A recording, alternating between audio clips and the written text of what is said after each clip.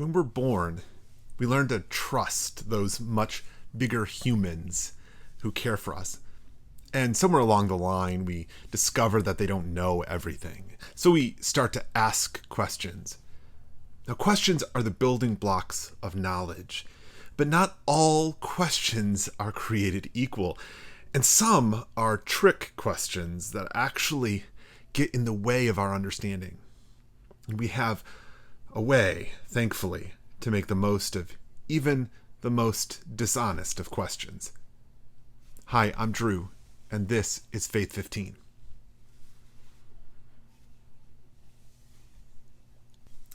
There is a dynamic we give zero attention to. Just living in the world requires a frame for understanding it. So when I turn on a tap, for instance, I know water's going to come out.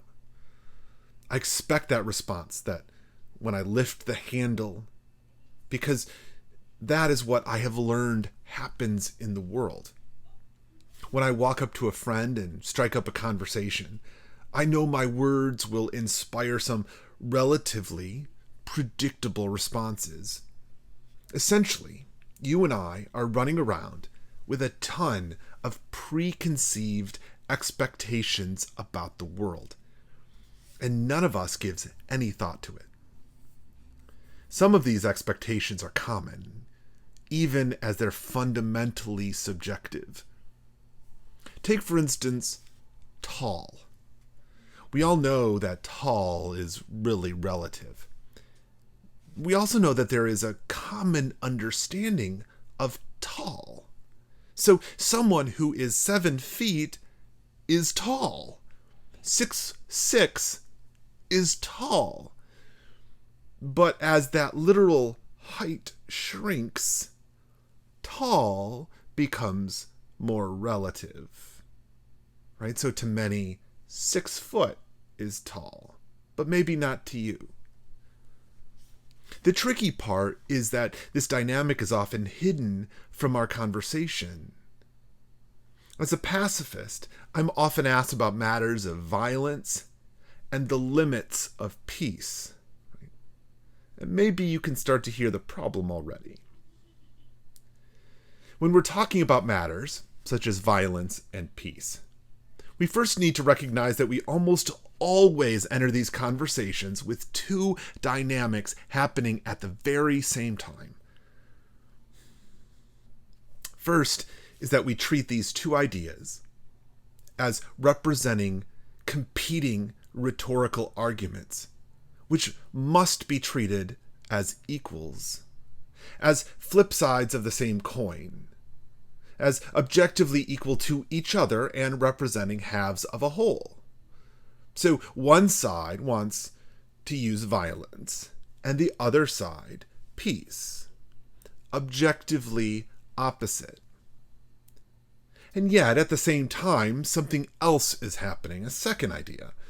We often ask about the limits of peace. These questions rarely speak to the tension between equal, complementary ideas, which are always in tension for perpetuity. It's asked with the presupposed norm of violence, that our natural state is to be at war. This is already a tricky enough conversation, this dealing with these life and death scenarios. But notice that we presume equality in one dimension, and then in another we cast peace as a lesser, smaller, even nearly impossible solution. We start with an idea that these are diametrically opposed and suddenly find ourselves at a part in which peace has a 0% chance and war is always inevitable. This simple question has quickly turned into a trap. One of the most famous examples of this kind of trick question comes about the nature of God, right? Is it possible for God to create a boulder that is too heavy for God to lift? Do you see how it presupposes a scenario that already limits God, regardless of which of your two choices you make? It only gives you two, right? So if you answer the question honestly by regarding this as an honest question, and you pick one of the two options, it proves the limitations of God 100% of the time. And yet, the question sounds reasonable. The same thing happens when we talk about matters of violence, or ethics, or life, or economics, or the extension of healthcare to those who don't have it, to poverty. Most of our conversations already begin not from a place of rhetorical respect. Right? We often use a kind of rhetorical sleight of hand that limits the ability of all of us to get at the truth. So one thing we can do in a situation is to address the imbalance of the framing of the question directly. Not unlike the way Jesus handles the Pharisees in the Gospels. Try flipping it over or reversing the scenario. Ask yourself if framing it in the opposite direction is even possible. Or would people dismiss it out of hand? So can I ask myself, what happens if we presuppose peace is the inevitable conclusion and not violence? Is it even possible to imagine asking that question about the limits of war and the inevitability of peace breaking out everywhere if we keep going to war? Can we engage our rhetorical certainty on behalf of peace? Jesus makes that exact case.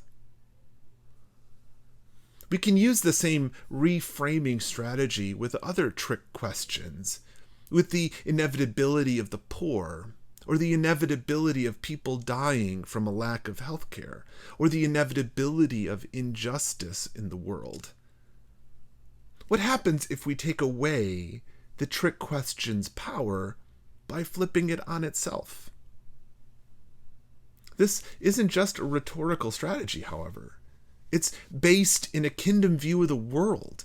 It's based in the idea that we can make the world better, rather than expose ourselves to that latent pessimism that is passed off as both an opinion and proof against it at the same time.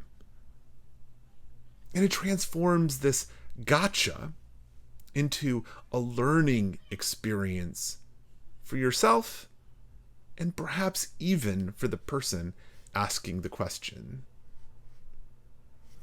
We'll see you next time.